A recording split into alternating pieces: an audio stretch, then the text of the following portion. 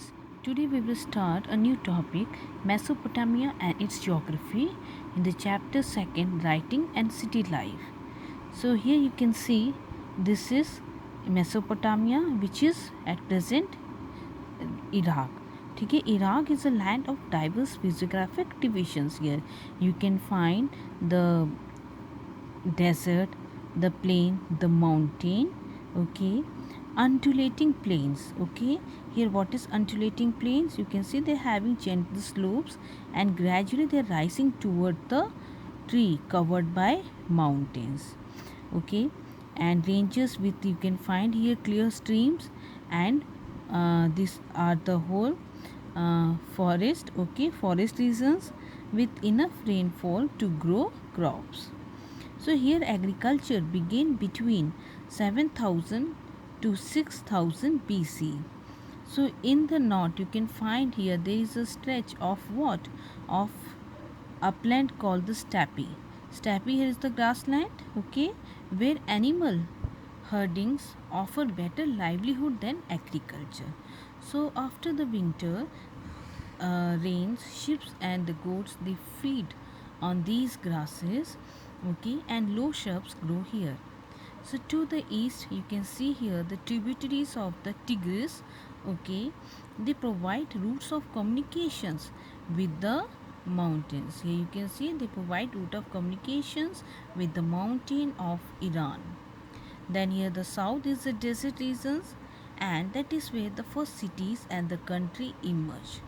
So this desert could support cities because here you can see the river Euphrates and Tigris, okay, which rise in the northern mountains. These are which rise in the northern mountain, and they carry loads of silt.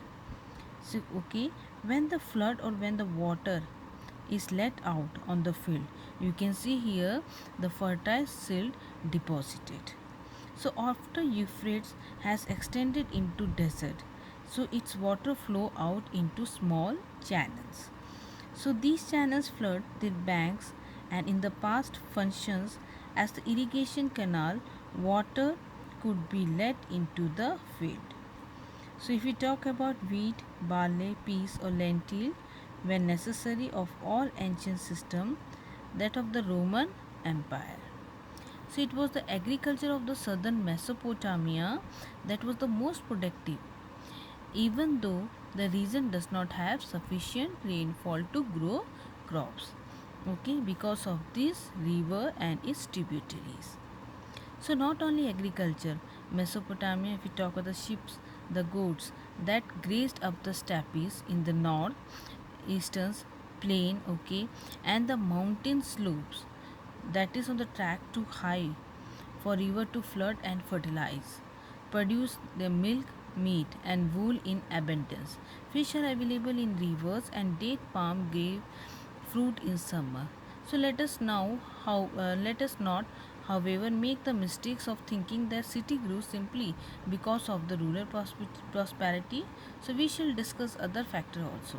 So first, clear about the city life. So here you can see significance of towns and the cities.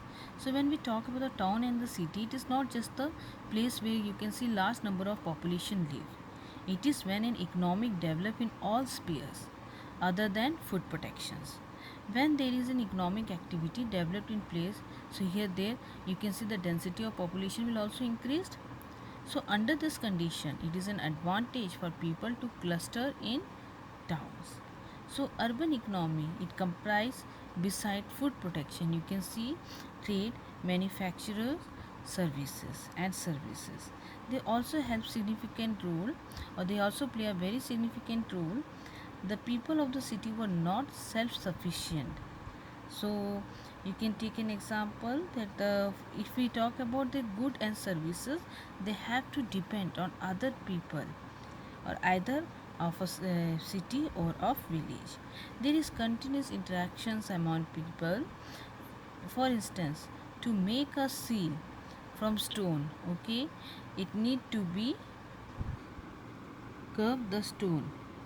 The carvers required tools. Here, bronze were used that he himself cannot make the color stone. So, for the seal, that he does not know where to get. So here his specialization is fine carving of stone, but not for trading. Same here, you can find the bronze tools makers does not himself go out and get the metals, either it's copper or tin. Beside, he needs regular supplies of these metals, henna or the charcoals for fuel. So the division of labor is marked for urban life. When we talk about the features of urban economy, so here a very important is the divisions of labor. Okay, so here you can see when we talk the division of labor is the separation of work process into a number of tasks. Okay, that is performed by a person or a group of people. So very basic example of division of labor could be seen in food gathering in the earlier societies.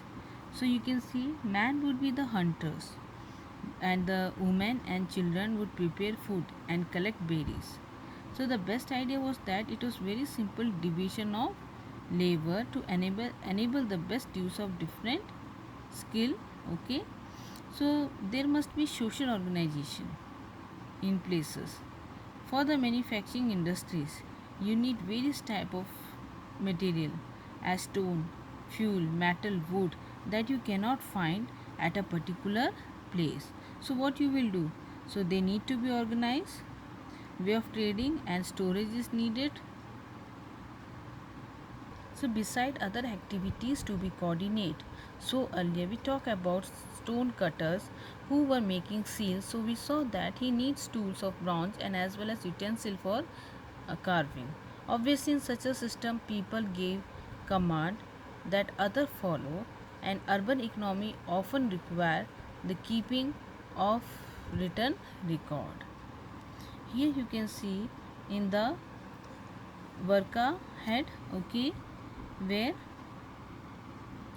the woman head was sculpted in white marble at Uruk before 3000 BC. The ball of the eye was embedded with lapis lazuli and the white part with shells and the black inlay of the eye with bitumen. So there is a groove, a long deep line that is cut in the head. Okay, perhaps for wearing ornaments. Sculptures here you can see admired for a delicate model of the woman. So mouth, chin, cheeks, and it was made in a hard stone but would have been imported from a distance. So, so here we come to the another point, movements of goods into cities. So Mesopotamia was rich in what? Food resources, whereas poor in mineral resources. So most part of the south they lacked stone for the tool, seals and jewel. So the wood of the Iraqi date palm and poplar was not good enough for cart. Okay, cartwheel or board. When there was no metal were used. Okay, in this tool, vessel and ornament. So we can surmise that the ancient Mesopotamia could have agricultural produce for wood, copper, tin, silver, gold, shell, Iran. You can see and various stones from Turkey and Iran and across the Gulf. Okay, their regions had numerous resources but much less scope for agriculture. Okay, so regular exchanges were possible only when there was a social organization to equip foreign expeditions and direct the exchange were initiated by the people of southern Mesopotamia. So here you can see beside craft, trades and service, efficient transport is also required. Okay, is required for the urban development. It if it taken too much time and too much animal feed to carry grains or charcoal into cities on packed animal or bullock carts, the city economy cannot be worked like this. So they need another mode of transportation that was through waterway, either it's sea or ocean routes. So here you can see this is the cheapest mode of transportation. So you can find river boat or barge just loaded with sack of grains, okay, are driven or pushed by the current of river or wind.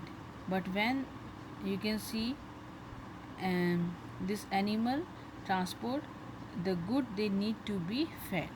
So the canal and other natural channels of ancient Mesopotamia were in fact the routes of good transport between small and large settlement.